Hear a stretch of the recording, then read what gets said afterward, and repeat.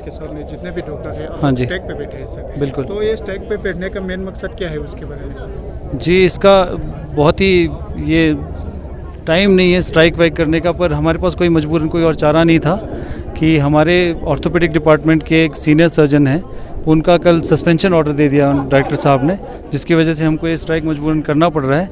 वो उसका आपको बताया रीज़न ये है कि हमको जैसे डायरेक्टर साहब पहले काफ़ी हफ्ते से 2 हफ्ते से बात चल रही थी कि हमको ड्यूटी दिया जाए आईसीयू के अंदर, ठीक है। तो हमने बिल्कुल बोला कि हम ड्यूटी देंगे आईसीयू के अंदर, हमें कोई एतराज़ नहीं है। पर इसमें यही हमने 3 चीज़ें बोली थी कि अभी उसमें 2 चीज़ें थी जो उन्होंने रोस्टर निकाला, उसमें हम दिन में ड्यूटी पे थे और रात को 12-12 घंटे 1 हफ्ते के लिए ड्यूटी हमारी लगा रखी थी उन्होंने। जो अभी हमें लगा कि आईसीयू में इतना इंटेंसिव ड्यूटी जब देने की ज़रूरत पड़ेगी तो फ़ौज की तरह डॉक्टर का भी वही है कि जब ज़रूरत पड़ेगी तो हम बिल्कुल आगे हैं, हम करेंगे। बट ये है कि अभी उतना टाइम हमें लगा नहीं, तो उसलिए अब एक चीज़ वो थी। दूसरी चीज़ हमने ये बोली थी कि आईसीयू में ड्यूटी देने से पहले एक ऑर्थोपेडिक सर्जन को थोड़ा सा ट्रेनिंग दीजिए कि वहाँ उसके बारे में वहाँ क्या है, क्या नहीं है, क्या पेशेंट देखना है, उसके बारे में बताइए। नहीं तो अब कोई आप ऐसे बोलें कि हम में से किसी को आप बोलें कि जाके सिजेरियन सेक्शन करके आओ, तो वो नहीं हो पाएगा क्योंकि ट्रेनिंग नहीं है, ठीक है। अब ट्रेनिंग नहीं है तो आप ज़बरदस्ती किसी को ये बिल्कुल नहीं बोल सकते। इस टाइम में, कोविड के टाइम में, इस क्राइसिस में हम में से किसी ने नहीं बोला कि हम ड्यूटी नहीं देंगे।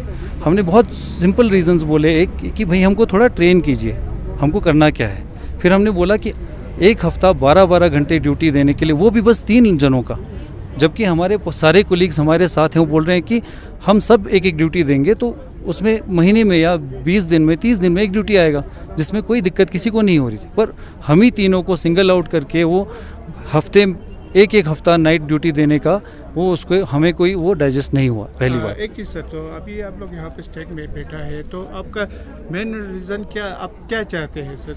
देखिए, हम बहुत ही सिंपल चीज़ चाहते हैं कि एक तो जो अननेसेसरी सस्पेंशन ऑर्डर निकाला गया उसको इमीडिएटली रिवोक किया जाए। जो हमें लगा कि जिसका कोई जो अननेसेसरी था, जो डायरेक्टर साहब या हमारे एमएस साहब के लेवल पे ही सॉल्व हो सकता था अगर डायरेक्टर साहब चाहते तो वो नहीं हो पा रहा, तो वो हमें एक मेजर ग्रीवांस है।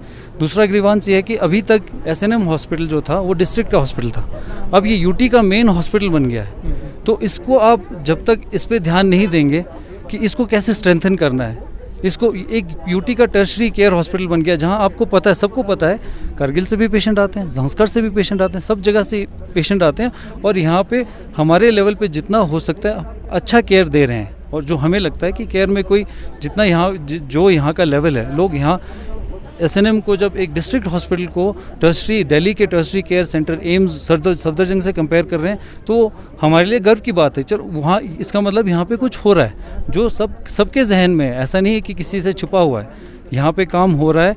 जो भी कोई बाहर से आता है, कोई डिग्नेटरी हो, कोई हमारे सीनियर सर्जन्स हो, कोई हमारे बाहर से फैकल्टी हो, वो सब बोलते हैं हॉस्पिटल बहुत अच्छा है, यहाँ वर्कफोर्स बहुत अच्छा है, यहाँ पे हमारे हेल्थ केयर के जो प्रोफेशनल्स हैं, सारे पैरामेडिक्स हैं, सब किसी को काम में, डेडिकेशन में किसी को कमी नहीं है।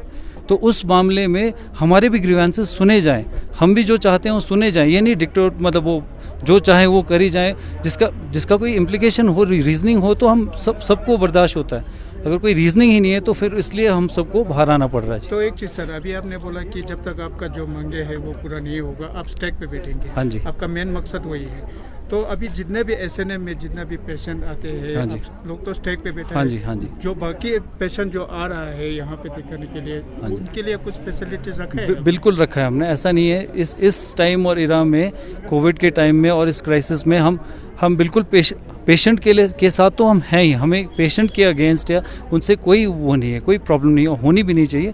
हम उनके केयर के लिए, हमारा एक इमरजेंसी ओपीडी हमेशा चल रहा है, कोविड के केयर में जो भी हमारे डॉक्टर्स इन्वॉल्व हैं वो यहाँ पे हमारे साथ अभी के लिए आए हुए हैं कुछ देर के लिए, बट वहाँ के सर्विसेज में कोई ब्रेक नहीं आने वाला है। कोविड केयर हो, इमरजेंसी हो, वो बिल्कुल चलेगा। हमने अभी हमारे जो डिमांड्स हैं उसमें हमने उनको बोला है कि हम अगले 72 आवर्स तक इमरजेंसी भी चलाएंगे।